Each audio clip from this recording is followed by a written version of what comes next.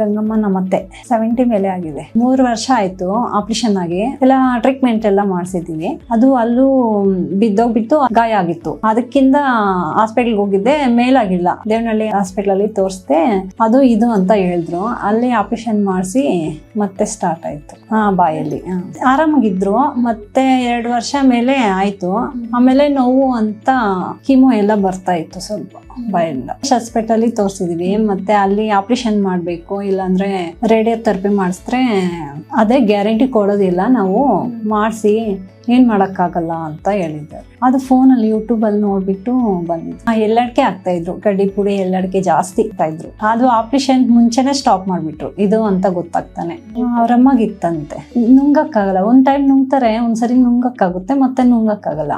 ನೀರು ಸಹ ಕುಡಿಯಕ್ಕಾಗಲ್ಲ, ತುಂಬಾ ನೋವು ಬರುತ್ತೆ. ನೆನ್ನೆನಿಂದ ಸ್ವಲ್ಪ ಓಡಾಡ್ತಾರೆ, ಮನೆಯಿಂದ ಆಚೆ ಓಡಾಡ್ತಾರೆ. ನೆನ್ನೆ ಎಲ್ಲ ಇಟ್ಕೊಂಡು ಹೋಗಿದ್ದು ಅದೇ ವಾಶ್ರೂಮ್ಗೆಲ್ಲ. Thank you.